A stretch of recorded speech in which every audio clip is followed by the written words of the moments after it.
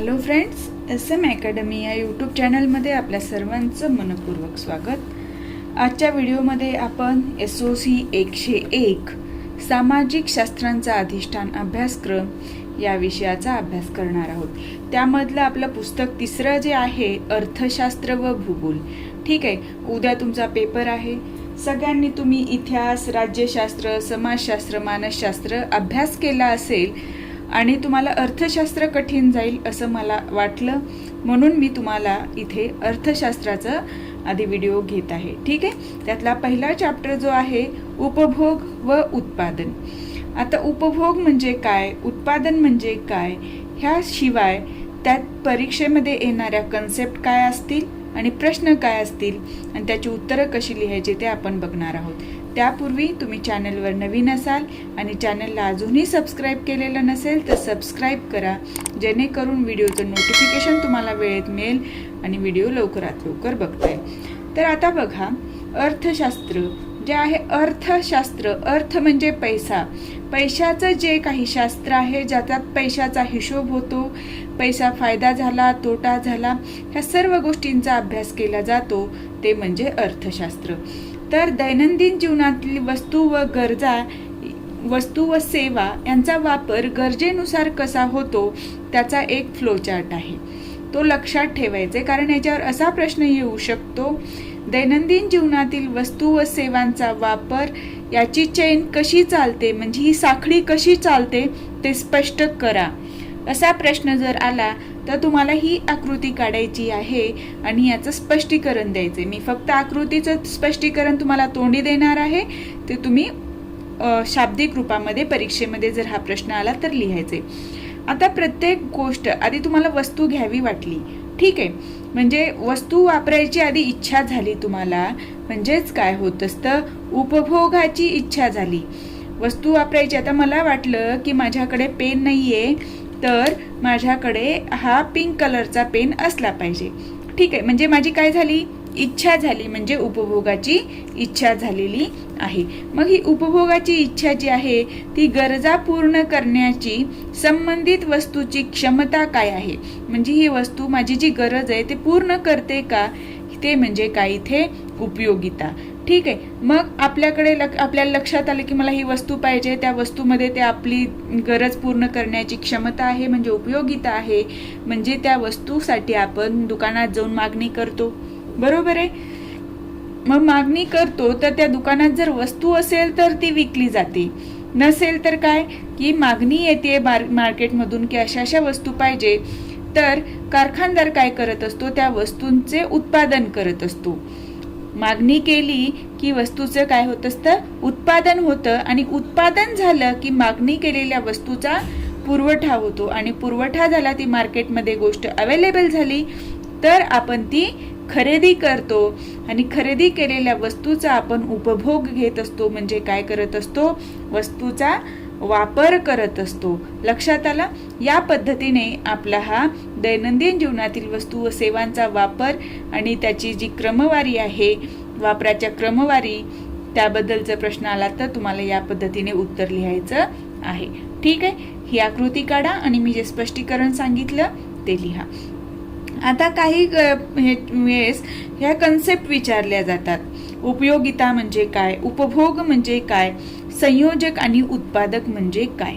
ठीक आहे, संयोजक किंवा उत्पादक। उपयोगिता म्हणजे प्रत्येक वस्तू व सेवेच्या अंगी मानवी गरजा पूर्ण करण्याची क्षमता असते, या क्षमतेला उपयोगिता म्हणतात।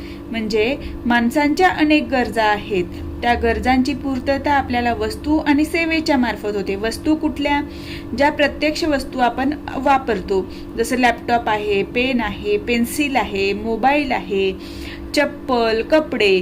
पण सेवा म्हणजे काय आहेत, डॉक्टर आहे, वाहतुकीची सेवा आहे, बरोबर आहे, नेटवर्क वापरतो आपण, नेटची सेवा आहे, तर ह्या सेवा होत असतात। तर त्यांच्या अंगी, म्हणजे यांच्या अंगी मानवी गरजा पूर्ण करण्याची क्षमता असते, त्याला उपयोगिता म्हणतात। ह्या कन्सेप्ट एकदम पक्क्या झाल्या तुमच्या, तर पुढच्या प्रश्नांची उत्तरं देताना ते सोपं जाणार आहे। ठीक आहे, उपभोग म्हणजे काय, आता वस्तूच्या आणि सेवेच्या अंगी ही उपयोगिता आहे, त्या उपयोगितेचा वापर करून घ्यायचं आणि आपली गरज भागवणे या क्रियेला किंवा प्रक्रियेला काय म्हणतात? उपभोग म्हणतात. वस्तूच्या अंगी जी काही उपयोगिता आहे ती वापरून घ्यायची आणि आपली गरज भागवायची.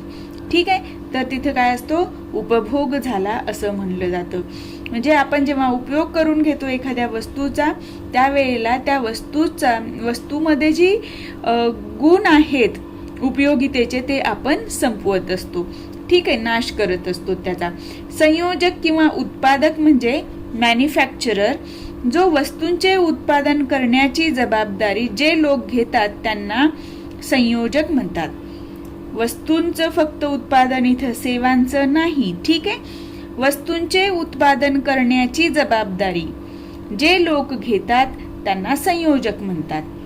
ओके, म्हणजे जे कारखानदार वगैरे असतात ते उत्पादन करतात कारखान्यातून वस्तूंचं, म्हणजे ते काय होतात इथे? उत्पादक किंवा संयोजक.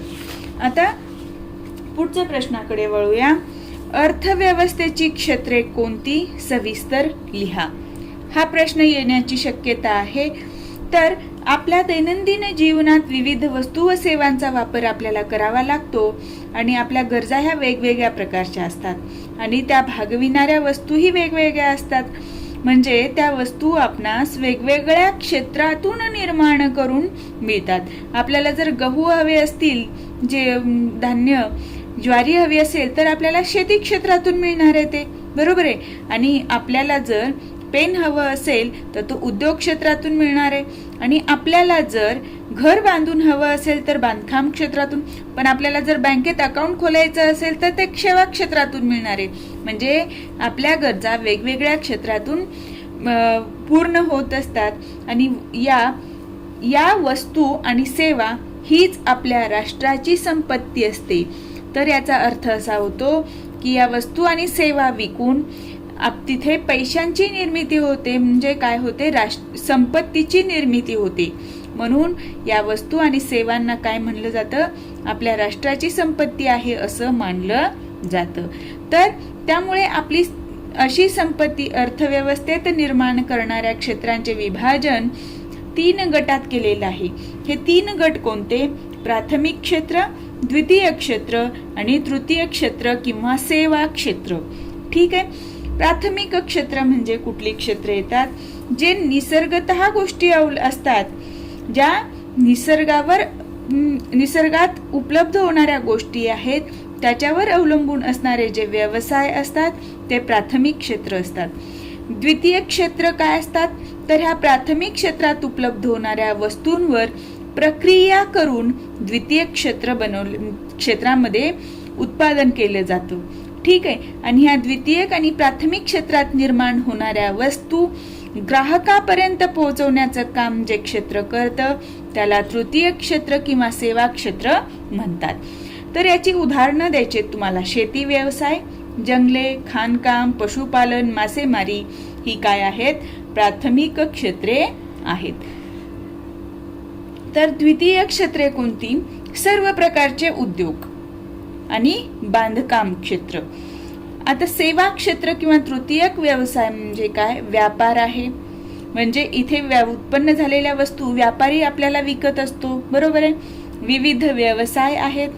वाहतूक व दळणवळण आहे. साठवण व गुदामे म्हणजे बघा इथे ज्या निर्माण झालेल्या वस्तू आहेत शेतामध्ये ते गोडाऊन मध्ये साठवल्या जातात किंवा काही वस्तू कारखान्यात तयार झालेल्या त्या गोडाऊन मध्ये साठवल्या जातात. हे काय झालं? म्हणजे ह्या 2 क्षेत्रांची परिपूर्ती ग्राहकापर्यंत पोहोचवण्याचं काम हे तृतीय क्षेत्र किंवा सेवा क्षेत्र करत असतं. आणि बँका, विमा इत्यादी व्यवसायांचा समावेश ह्या सेवा क्षेत्रामध्ये होत असतो. लक्षात आलं? आता याच्या पुढे काय आहे तर या प्रत्येक विभागणीतून किंवा प्रत्येक क्षेत्रातून अर्थव्यवस्था विकासाच्या नेमक्या कोणत्या अवस्थेत आहे याची आपल्याला कल्पना येते आणि त्यानुसार अर्थव्यवस्थेचे 2 विभागात किंवा 2 क्षेत्रात विभाजन केले जाते. असं म्हणलं जातं 2 क्षेत्र, पण प्रोबॅबली किती असतात? 3 क्षेत्र असतात. तर 3 क्षेत्र आपण गृहीत धरूया. मी पुस्तकात आपल्या 2 दिलेली आहेत. ठीक आहे, आता याच्यावर प्रश्न काय येणार की विकासाच्या अवस्थेनुसार अर्थव्यवस्थेचे प्रकार स्पष्ट करा. इथं काय होता पहिला प्रश्न? क्षेत्रानुसार. बरोबर आहे. अर्थव्यवस्थेचे प्रकार प्राथमिक क्षेत्र, द्वितीय क्षेत्र आणि तृतीय क्षेत्रानुसार. पण इथं अर्थव्यवस्था विकासाच्या कोणत्या अवस्थेत? जसं आपण म्हणतो ना समाजात मी मध्यमवर्गीय आहे, मी उच्चवर्गीय आहे किंवा श्रीमंत वर्गातला आहे आणि मी गरीब वर्गातला आहे. तर हे कशावरून ठरलं? तर आपली आर्थिक परिस्थिती कशी आहे त्याच्यावर ठरलं. बरोबर आहे. त्यानुसार अर्थव्यवस्थेची जी स्थिती आहे आपली त्यानुसार हे प्रकार पडतात. तर अर्थव्यवस्थेचे प्रकार, अर्थव्यवस्था प्रकार कशावरून? विकासाच्या अवस्थेवरून. न्यून विकसित किंवा याला अविकसित असंही आपण म्हणू शकतो. ठीक आहे. पण पुस्तकामध्ये शब्द वापरलाय न्यून विकसित म्हणजे कमी विकसित झालेले. विकसनशील अर्थव्यवस्था आणि विकसित अर्थव्यवस्था हे मुख्यतः 3 प्रकार आहेत. पण आपल्या पुस्तकामध्ये 2 विभाग दिलेले आहेत, न्यून विकसित अर्थव्यवस्था आणि विकसित अर्थव्यवस्था. ठीक आहे. आता न्यून विकसित अर्थव्यवस्था म्हणजे काय? ज्या अर्थव्यवस्थेत प्राथमिक क्षेत्रास जास्त महत्त्व असते, म्हणजे जे नैसर्गिक साधन संपत्तीवर असणारी अर्थव्यवस्था आहे त्याला काय म्हणलं जातं? न्यून विकसित अर्थव्यवस्था. त्याच्यामध्ये काय असतो? प्राथमिक क्षेत्राचा वाटा राष्ट्रीय उत्पन्नामध्ये जास्त असतो. म्हणजे जे शेतातनं उत्पन्न येतं किंवा खाणीतून उत्पन्न येतं, जंगलातनं उत्पन्न येतं त्याच्यावरच ती अर्थव्यवस्था चालते. तिथे बांधकाम व्यवसाय किंवा सेवा क्षेत्र जास्त प्रमाणात विकसित झालेलं नसतं. तर आता आपण बघूया. इथे मी माहिती लिहिताना ही इकडे आणि ही इकडे लिहिलेली आहे, त्यामुळे मी लगेच तो मार्क केलेला आहे. तर माझ्या डोक्यामध्ये लिहिताना हे विकसित अर्थव्यवस्था आधी लिहायचं आणि विकसनशील नंतर होतं, पण ते उलट झालं. तर विकसित अर्थव्यवस्था म्हणजे काय? तर ज्या अर्थव्यवस्थेच्या राष्ट्रीय उत्पन्नामध्ये द्वितीय क्षेत्राचा व सेवा क्षेत्राचा वाटा जास्त असतो, म्हणजे उद्योगधंद्याचा आणि बांधकाम क्षेत्र आणि सेवा क्षेत्राचा वाटा जास्त असतो, ती अर्थव्यवस्था विकसित होते. कारण काय? तर शेतीतून मिळणाऱ्या उत्पन्नावर बघा कंपॅरेटिव्हली कमी किंमत असते. पण तीच वस्तू उत्पादन केलेली असेल कारखान्यातले तर कारखानदार त्यांना जेवढा खर्च आलेला आहे तेवढ्याच किमतीला विकतात आणि जास्त नफा मिळवण्याचा प्रयत्न करतात. म्हणजे इथे पैशाची देवघेव जास्त होते, म्हणून ही अर्थव्यवस्था काय होत असते? विकसित होत असते. आता विकसनशील अर्थव्यवस्था म्हणजे काय? न्यून विकसित अर्थव्यवस्था आणि विकसित अर्थव्यवस्था या दोन्हीच्या मधली अवस्था म्हणजे काय असते? विकसनशील अर्थव्यवस्था. आपण म्हणतो भारतीय अर्थव्यवस्था विकसनशील आहे, म्हणजे ती जी अविकसित होती किंवा कमी विकसित होती त्याच्याकडनं ह्या विकासाच्या टप्प्याकडे त्या अर्थव्यवस्थेनं मार्गक्रमण केलेलं असतं. म्हणजे ही दोन्हीच्या मध्ये कुठेतरी लटकलेली असते, ह्या दिशेनं ती चालत असते. आपण सुरुवातीला ज्या व्यक्तीकडे राहण्यासाठी घरही नाही तो व्यक्ती स्वतः कमाई करतो आणि स्वतःचे एक एक गरज पूर्ण करत तो वरच्या वर्गात म्हणजे अर्थव्यवस्थेच्या वरच्या वर्गात जसं गरिबीतून श्रीमंतीकडे मार्गक्रमण करतो, पण श्रीमंत झालेला नाहीये, तो मध्येच आहे तो. तर ती अर्थव्यवस्था म्हणजे काय आहे? विकसनशील अर्थव्यवस्था आहे. ठीक आहे. भारतीय अर्थव्यवस्था विकसनशील अर्थव्यवस्था आहे, म्हणजे अशी अर्थव्यवस्था जी न्यून विकसित अर्थव्यवस्थेकडून विकसित अर्थव्यवस्थेकडे मार्गक्रमण करते. भारताच्या हे राऊ म्हणजे काय? इथे राष्ट्रीय उत्पन्न आहे. तर भारताच्या राष्ट्रीय उत्पन्नात आज सुद्धा शेती क्षेत्राचा वाटा जास्त आहे. आपण म्हणतो भारत हा कृषी प्रधान देश आहे, बरोबर आहे. म्हणजे भारताच्या राष्ट्रीय उत्पन्नामध्ये आज देखील शेती क्षेत्राचा वाटा जास्त आहे. जर शेती क्षेत्राचा वाटा कमी आणि उद्योगधंद्यांचा आणि सेवा क्षेत्राचा वाटा जर जास्त झाला तर ती अर्थव्यवस्था विकसित अर्थव्यवस्था होत असते. तुम्ही मात्र उत्तर लिहिताना हे ज्याच्या खाली त्याचंच लिहा, नाहीतर परीक्षेमध्ये कॉपी करायला जाल आणि या पद्धतीने बाण करून याल. ठीक आहे. असं करू नका, समजून घ्या आणि त्या पद्धतीने लिहा.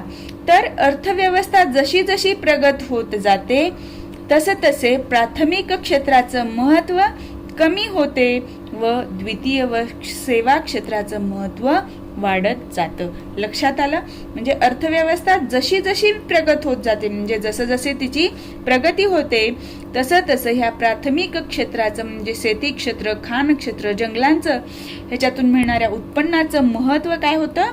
कमी होतं आणि द्वितीयक आणि सेवा क्षेत्राचं महत्त्व वाढत जातं. लक्षात आलं? या पद्धतीने तुम्हाला जर अर्थव्यवस्थे म्हणजे कुठल्या विकासाच्या कोणत्या टप्प्यावर आहे त्यानुसार जर प्रकार विचारले तर तुम्हाला हे लिहायचं आहे. आणि जर तुम्हाला फक्त प्रश्न असा आला की अर्थव्यवस्थेची क्षेत्रे कोणती सविस्तर लिहा, तर तुम्हाला हे असंच लिहायचंय आणि याचं एक्सप्लेनेशन मी जे तुम्हाला दिलेलं आहे तोंडी ते तुम्हाला नोट डाऊन करायचं आहे. ठीक आहे. आता आपण वळतोय पुढच्या प्रश्नाकडे. गरजांचे वर्गीकरण किती व कोणत्या प्रकारात किंवा गटात केले जाते ते लिहा. हा प्रश्न जानेवारी 2017च्या परीक्षेमध्ये येऊन गेलेला आहे. आपल्या गरजा आहेत, बरोबर आहे. आपण शाळेत शिकलेलो असतो अन्न वस्त्र निवारा या माणसाच्या मूलभूत गरजा आहेत. म्हणजे त्या गरजा ह्या पूर्ण होणं अत्यंत महत्वाचं असतं. तर गरजांची तीव्रता किती आहे त्या गरजांच्या तीव्रतेनुसार मानवी गरजांचे पुढील 3 प्रकारात वर्गीकरण करण्यात येतं. ते म्हणजे आवश्यक गरजा, म्हणजे ते नेसेसरीज आहेत, त्याच्याशिवाय आपण पुढे जीवन जगूच शकत नाही. सुखसोयीच्या गरजा म्हणजे ह्या गरजा पूर्ण झाल्या की आपण पुढे वळतो की माझ्याकडे कपडे आले, सगळ्या गोष्टी आल्या, आवश्यक गरजा आल्या. त्याच्यानंतर आपण विचार करतो की माझ्याकडे पैसे आहेत तर मी थोडं चांगल्या दर्जाची वस्तू वापरेन, क्वालिटी चांगली असेल, ब्रँडेड वस्तू वापरेन. म्हणजे इथे काय झाली? सुखसोयीची गरज झाली. आणि जेव्हा आपल्या ह्या सुखसोयीच्या गरजा पूर्ण होऊन सुद्धा आपल्याकडे पैसा शिल्लक राहतो, आपलं उत्पन्न वाढलेलं असतं, त्यावेळेला आपण चैनीच्या गरजा घेत असतो, चैनीच्या वस्तू घेत असतो. आपल्याकडे ब्रँडेड शूज आले, ब्रँडेड कपडे आले, मोबाईल आला की त्यानंतर आपण काय म्हणतो की आता माझ्याकडे बाईक पाहिजे, माझ्याकडे 4 व्हीलर पाहिजे. म्हणजे इथे आपले चैन वाढते. आपल्याला म्हणतात ना, काय चैन करतोस, वाचवून ठेव ना पैसे. म्हणजे जे इथे चैन म्हणजे काय आहे? इथे चैनीच्या वस्तू. ठीक आहे. तर आवश्यक गरजा, सुखसोयीच्या गरजा आणि चैनीच्या गरजा कोणत्या ते बघूया. आवश्यक गरजा यात अत्यंत महत्वाच्या व मूलभूत गरजांचा समावेश होतो. या गरजांची पूर्तता होणे अत्यंत आवश्यक असते आणि आपण उत्पन्न मिळालं की सगळ्यात आधी या आवश्यक गरजा पूर्ण करण्याचा प्रयत्न करतो. आपल्याकडे पैसे आले पण घरात जेवायला अन्न नसेल तर आपण म्हणतो का मी कपडे घेतो म्हणून? नाही, तर आपण काय म्हणतो, आधी पोटभर जेवण कर. पोटभर जेवण केलास तर ताकद येईल, तर तू पुढे कमाई करू शकशील आणि कितीतरी कपडे घेशील, म्हणतात की नाही गावाकडे. तर ह्या गरजा अत्यंत महत्वाच्या आहेत आणि त्या पूर्ण होणं हेच आपलं प्राधान्य असतं.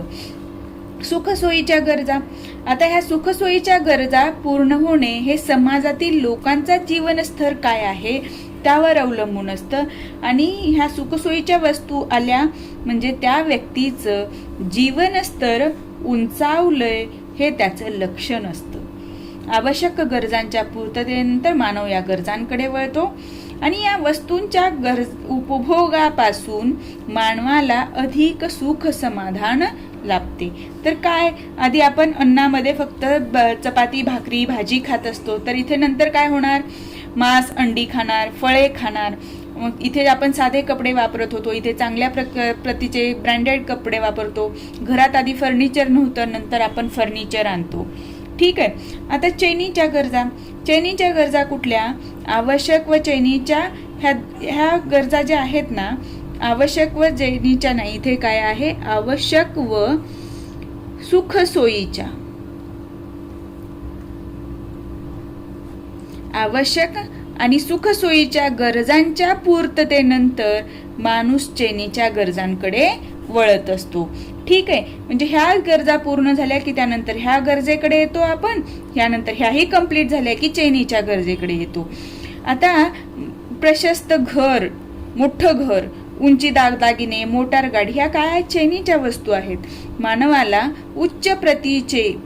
आता इथे पण सुख समाधान मिळते मानवाला, पण इथे कसं समाधान मिळते? उच्च प्रतीचे भौतिक सुख समाधान मिळते. आध्यात्मिक आहे का इथे सुख समाधान? नाही, तर इथे भौतिक सुख समाधान आहे, म्हणजे त्या वस्तूपासून मिळालेलं सुख समाधान आहे. ठीक आहे, मानवाला उच्च प्रतीचे भौतिक सुख समाधान या वस्तूच्या वापरातून मिळते. ठीक आहे, पुढचा प्रश्न बघूया, पुढचा पार्ट बघूया. आता याचं काय आहे, गरजांचं वर्गीकरण हे अत्यंत काटेकोर किंवा आपण तंतोतंत करू शकत नाही, कारण प्रत्येक देशामध्ये किंवा प्रत्येक परिस्थितीमध्ये त्या गरजांचं वर्गीकरण वेगवेगळं होऊ शकतं. तर वरील वर्गीकरण हे स्थळ, काळ आणि व्यक्तिपरत्वे बदलत असते. तर स्वतःची गाडी असणं हे आपल्या भारतामध्ये काय मानलं जातं? एक स्वप्न मानलं जातं मध्यमवर्गीय कुटुंबाचं. आपण ती चैनीची वस्तू मानतो. पण तेच जर अमेरिकेत असेल तर तिथे ती आवश्यक गरज मानली जाते. बरोबर आहे. तर इथं आपण त्याऐवजी उदाहरण दिलेलं आहे, मध्यम वर्गाचं एक हे स्वप्न असतं स्वतःची गाडी असणं म्हणून म्हणजे. आणि तेच जर एखाद्या वकील किंवा डॉक्टरांच्या दृष्टीने बघितलं तर त्यांच्यासाठी गाडी असणं अत्यंत आवश्यक होतं आणि ती त्यांची आवश्यक गरज होती. का? तर डॉक्टरांना पेशंट बघण्यासाठी एका दवाखान्यातनं दुसरीकडे जावं लागतं किंवा अर्जंट केस असेल तर गरज भासते. त्यावेळेला सार्वजनिक वाहतूक साधनांचा वापर करतो म्हणलं तर तिथे त्या पेशंटचा जीव धोक्यात येऊ शकतो. म्हणजे त्या डॉक्टरांच्या दृष्टीने आणि ती गोष्ट आवश्यक झाली. वकिलांना पण वेगवेगळ्या कोर्टामध्ये केसेस असतात, म्हणजे ती त्याची आवश्यक गरज झाली एका कोर्टातनं दुसऱ्या कोर्टात जाण्यासाठी. ठीक आहे, तर ह्या माणसांच्या गरजेंचे हे वेगवेगळे प्रकार आहेत, त्याचं वर्गीकरण आहे. या पद्धतीने तुम्हाला याचं उत्तर लिहायचं आहे. ठीक आहे, आता याच्या पुढचा भाग बघूया आपण. पुढचा क्वेश्चन बघा, उपयोगितेची व्याख्या सांगून उपयोगितेची वैशिष्ट्ये थोडक्यात स्पष्ट करा. हा प्रश्न येऊन गेलेला आहे मे 2017च्या पेपरमध्ये. आता उपयोगिता म्हणजे काय, मी पहिल्या सुरुवातीला चॅप्टर घेतला तिथेच सांगितलेलं आहे, ते परत सांगते मी. उपयोगिता म्हणजे मानवी गरज पूर्ण करण्याची वस्तूच्या अंगी असणारी शक्ती म्हणजे उपयोगिता होय. आता उपयोगिता मनुष्याच्या गरजेशी निगडीत आहे. म्हणजे मला एखाद्या गोष्टीची गरज आहे, तिची उपयोगिता मला जास्त. मला जर समजा एखाद्या पावसाळा आहे आणि छत्रीची मला गरज आहे. ठीक आहे, पाऊस येतोय तर त्यावेळेला त्या छत्रीची उपयोगिता जास्त असणार आहे. पण पाऊस येत नाही तर त्या छत्रीची उपयोगिता ठरणार आहे का? तिथं गरज भासते का त्या वस्तूची? उन्हाळ्यात गरज भासते आपल्याला छत्रीची? नाही. तर तिथे त्या छत्रीची उपयोगिता आपल्याला आढळत नाही. तर उपयोगिता मनुष्याच्या गरजेशी निगडीत आहे. ज्याला वस्तूची गरज भासते त्यालाच त्या वस्तूत उपयोगिता आढळते. वस्तूची गरज नाही तर त्याच्यासाठी ती गोष्ट उपयोगाची नसते. ठीक आहे, ती त्याच्यासाठी म्हणजे अननेसेसरी गोष्ट होते. आणि वाढत्या उपभोगापासून त्या वस्तूपासून मिळणारी उपयोगिता घटत जाते. बघा, व्यवस्थित वाक्य वाचा. वाढत्या उपभोगापासून त्या वस्तूपासून मिळणारी उपयोगिता घटत जाते. म्हणजे एखादी गोष्ट, इथं आपण उदाहरण घेतलेलं आहे, आपल्याला भूक लागली आहे, आपल्याला खूप भूक लागली, आपण पहिली चपाती खाल्ली तेव्हा आपल्या पोटाला असं वाटतं वा छान जेवण चालू आहे. नंतर दुसरी चपाती खाल्ली, बरं वाटलं. तिसरी चपाती खाल्ली, आपल्याला वाटलं आता पोट भरलंय, आता बस करावं. चौथी खाल्ली, अरे उगीच खातोय आपण, तरी पण आणि जबरदस्ती केलं पाहुण्यांच्या घरी गेल्यावर. मग पाचवी चपाती खाल्ल्यावर पोटात आपल्या दुखायला लागतं. म्हणजे इथे आपली जास्त गरज कधी होती, आपल्याला जास्त भूक लागली तेव्हा पहिल्या चपातीची. म्हणजे इथे काय झाली, उपयोगिता वाढलेली आहे. पण ती पाचव्या चपातीपर्यंत त्याची उपयोगिता कशी होत गेली, कमी कमी होत गेलेली आहे. तर प्रत्येक चपातीपासून मिळणारी उपयोगिता घटत जाते. आता हे जर तुम्हाला व्यवस्थित समजलं तर पुढचे वैशिष्ट्य समजणार आहेत. ठीक आहे, आता उपयोगितेची वैशिष्ट्ये काय?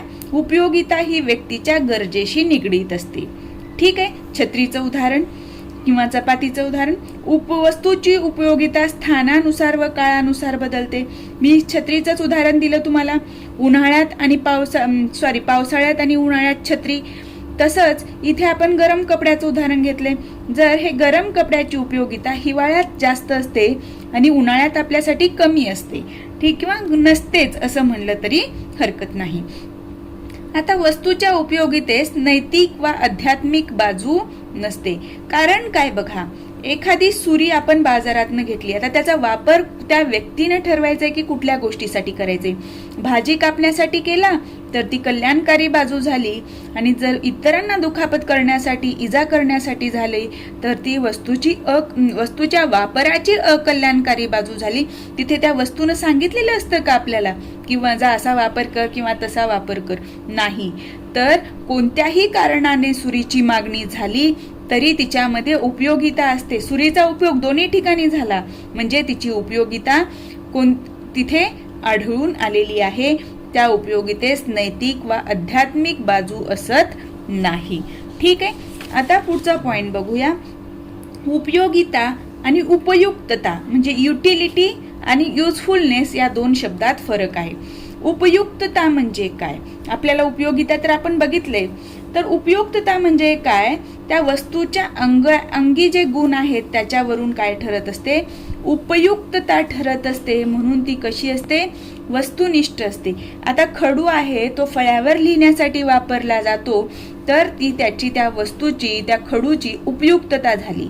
ठीक आहे. पेन आहे तो लिहिण्यासाठी वापरला जातो कागदावर, याच्यावर, तर त्याची पेनची उपयुक्त झाली. पण उपयोगिता, त्याची गरज नाहीये तर त्याची उपयोगिता नाहीये. व्यक्तीच्या गरजेशी संबंधित उपयोगिता आहे आणि ही उपयोगिता कशी आहे?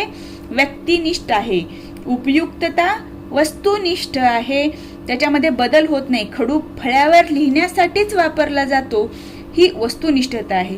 पण ह्या खडूची गरज आहे की नाही तो व्यक्ती ठरवत असतो, म्हणून त्याला म्हणलं जातं व्यक्तिनिष्ठता.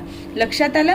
तर खडूची गरज शिक्षकाला असेल तर उपयोगिता आहे, गरज नाही तर उपयोगिता नाही. तर वस्तूत उपयोगिता असली तरी उपयुक्तता असली तरी उपयोगिता असेलच असे नाही. आता खडूमध्ये उपयुक्तता आहे पण उपयोगिता असतेच किंवा नाही असं आपण सांगू शकत नाही.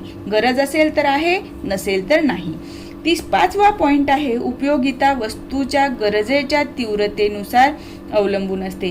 जास्त गरज असेल, चपातीचं उदाहरण घ्या, जास्त उपयोगिता. गरज नसेल, कमी उपयोगिता. गरज पूर्ण झाली तर त्या वस्तूत आपल्याला उपयोगिता आढळून येत नाही. आता 6वा पॉइंट आहे, उपयोगिता ही कशी आहे? व्यक्तिनिष्ठ आहे, मनोवैज्ञानिक घटना आहे वा स्थिती आहे. त्यामुळे त्याचं मापन करता येत नाही, ते मोजता येत नाही. कुठल्याही मापन पद्धतीनं आपण म्हणू शकत नाही की ह्या वस्तूची उपयोगिता 1 किलो आहे, 2 किलो आहे, लिटर आहे, मीटर आहे असं. ठीक आहे. उपयोगिता व समाधान या दोन्ही गोष्टींमध्ये फरक पडू शकतो. आपण एखादी गाडी घेतलेली आहे आणि ते गाडी घेतल्यानंतर आपण कल्पना केलेली आहे की अपेक्षा केलेली आहे की असं असं करेन, तसं करेन, ही गाडीचा उपयोग होईल मला, अशा गोष्टींसाठी होईल, मी इकडे जाईल तिकडे जाईल.